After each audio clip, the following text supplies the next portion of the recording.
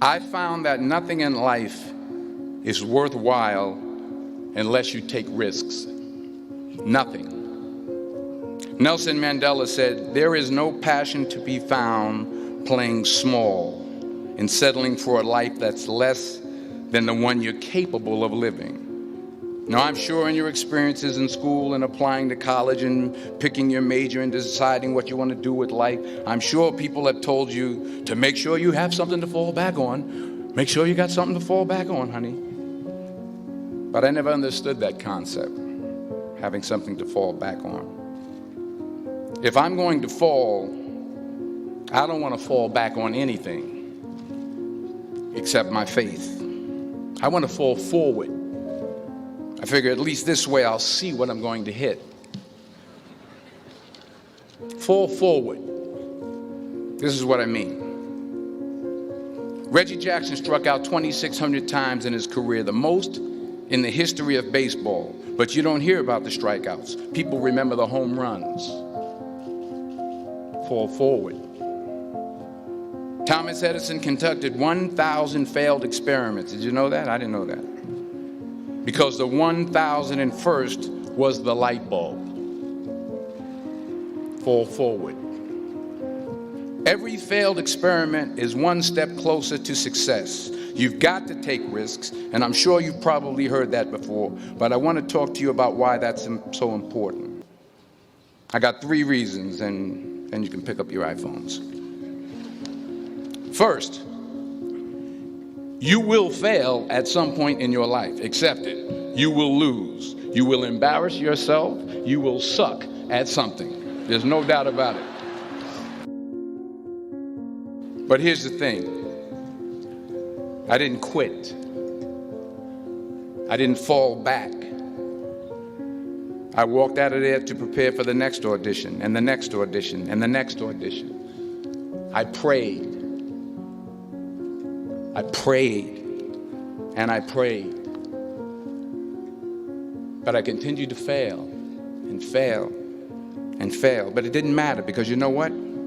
There's an old saying, you hang around the barbershop long enough, sooner or later you're going to get a haircut. So you will catch a break, and I did catch a break. But do you have the guts to fail? Here's my second point about failure. If you don't fail, you're not even trying. I'll say it again. If you don't fail, you're not even trying. My wife told me this great expression. To get something you never had, you have to do something you never did. Les Brown's a motivational speaker. He made an analogy about this. He says, imagine you're on your deathbed, and standing around your deathbed are the ghosts representing your unfulfilled potential.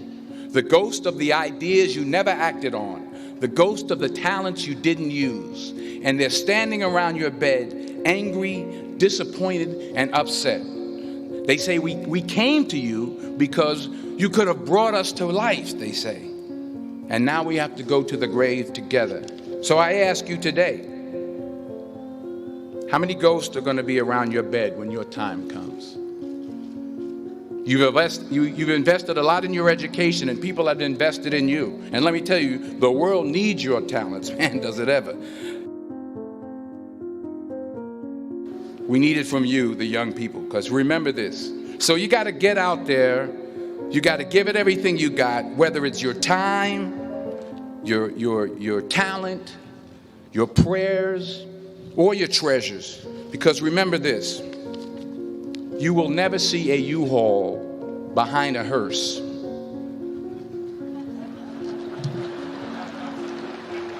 I'll say it again. You will never see a U-Haul behind a hearse. You can't take it with you. The Egyptians tried it, and all they got was robbed. So the question is, what are you going to do with what you have? I'm not talking about how much you have. Some of you are business majors. Some of you are theologians, nurses, sociologists. Some of you have money. Some of you have patience. Some of you have kindness. Some of you have love. Some of you have the gift of long suffering. Whatever it is, whatever your gift is, What are you going to do with what you have? All right, now here's my last point about failure. Sometimes it's the best way to figure out where you're going.